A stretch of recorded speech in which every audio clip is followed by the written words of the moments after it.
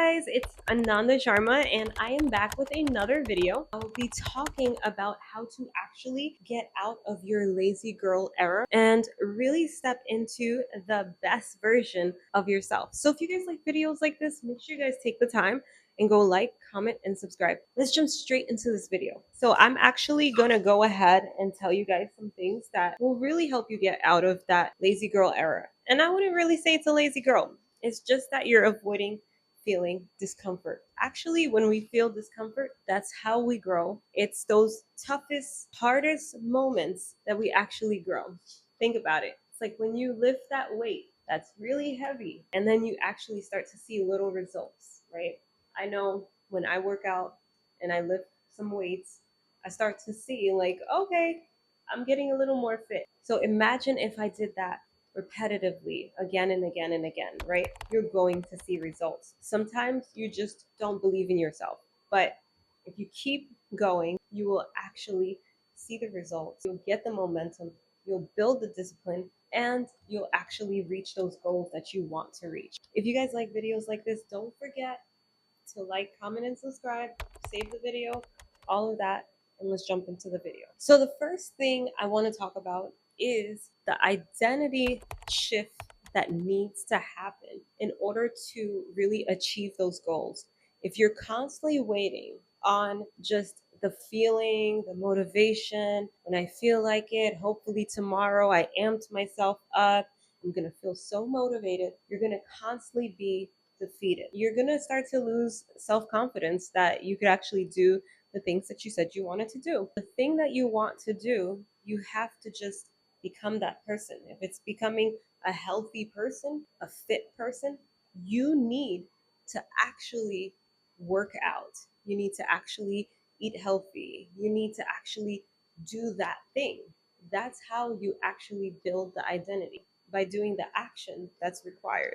The second thing that's going to help you so much on this journey is going to be romanticizing the little habits that helps you stop being lazy. If it's getting up and making your bed, make your bed. If it's having a glass of water, if you can stack it all together by not doom scrolling, having the glass of water, making your bed, and making sure that you move your body, you already made a small win. So I know for myself, when I was working on some small changes that I wanted, I stacked what I wanted with those small habits: making my bed, then having my facial, then having a glass of water, then moving my body, then jumping in the shower, and it became like this ritual, this thing that it was like I didn't even have to think about it anymore. I woke up and I had my facial on, I was working out, I was moving, and I felt amazing because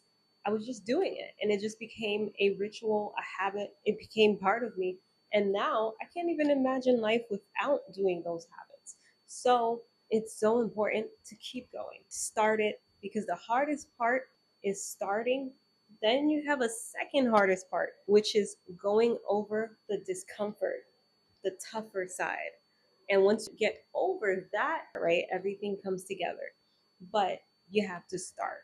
Part of getting out of that lazy girl era is really purposely making yourself uncomfortable. Going through discomfort is actually going to force you out of your lazy girl era. So if it's like something like you do not want to go to the gym, I personally do not go to the gym right now, but when I started to help with that motivation, I went to the gym.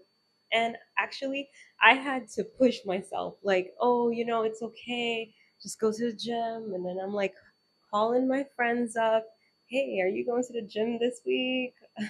What time are you going? And then I decided, just go to the gym. Just go to the gym. It's fine. Nobody's looking at you. Nobody's going to make fun of you. It's okay that you don't know what you're doing there.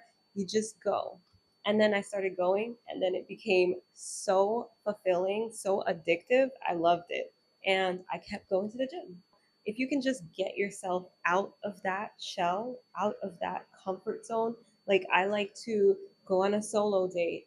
And I know it's weird, like, oh, people might be looking at you. No, it's going to become so amazing. Like after a while, you'll be like, oh, I want to go on another date. I want to treat myself, because now you've also set your standards to different levels. So if you can do something for yourself and feel so much joy and happiness, the other person that comes into your life, someone that you're dating, you will expect them to do even more. Really work on getting out of your lazy girl era and just really taking on a stronger identity, on an identity that says, if I'm gonna do something, I do it. If I'm gonna show up, I show up. Like, you're not that person or that friend. You say, hey, are you coming on Tuesday at 5? And they say, yeah, I'm coming. And that's you.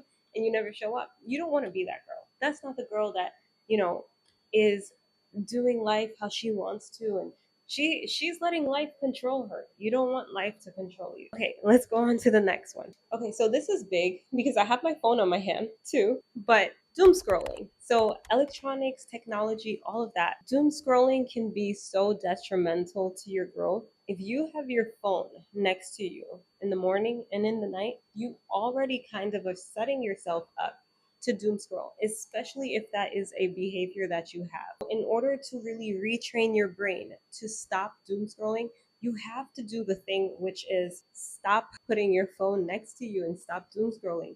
Put it in the next room. Make sure that you slowly like limit the time you're on the phone. Really realize how amazing it is to like not have your electronics around and just really tap into nature, people around you and things, and be creative. Like your thoughts, there's clarity that comes. It's almost like journaling to me, which I'm really big on. Everything comes clear. Like your thoughts get clearer. Your ideas, your creativity just, it just sparks because you are allowing your brain to do what it should naturally do. It's thinking straight, it's creating its own opinions, its own ideas, it's working. So you want to stop doom scrolling, because if you doom scroll, it's also going to make you tired, sleepy, exhausted, depressed. So many feelings that comes from it depending on what you're watching, and it's addictive. It really is. Number 5, which is one of the last things that you should do, is stop aiming for perfection. It doesn't have to be perfect. It's even like starting a YouTube channel or a, whatever account that you want to start. You're not trying to really make it perfect, because you don't have to be perfect, but you want to just start. So even if it's starting with your iPhone, and these are all examples, but even if it's starting with your iPhone, you started, you're doing it, you can slowly get a camera, you can slowly get lights and sound system. I would always say get a sound system first, but these are ways that you slowly build the momentum, the interest, and you keep going. But if you try to just start off perfect, which I believe that that's a lot of the reasons why we don't start, like going to the gym. Oh, it's okay. I want to lose weight before I get to the gym. It's funny, but it's true, right? You want to look right in your workout outfits before you go to the gym because you want to be semi in shape. Like, these are actual thoughts that people have, and that stops them from starting. Like, I don't want to start a YouTube channel because then, it doesn't look as professional. People aren't going to listen to me. But I like to look at it as it's momentum that you're trying to build. You're not trying to be perfect immediately. You're never going to be perfect, but you are going to get so much better. You're going to reach that level that is perfection for you. Just build a momentum, make it a ritual, make it a routine, and just keep going. I believe your lazy girl era really ends when you decide that your future is important. It matters. Your identity matters. If you don't stop that behavior that you're doing right now, it's going to lead to, disaster. If you're making that choice today and you want to continue making that choice, follow me on this journey and subscribe, follow, all of that, save the video, and we will do this journey together on becoming the best versions of ourselves and getting out of a lazy girl era. I will talk to you guys later. And again, this is Ananda Sharma.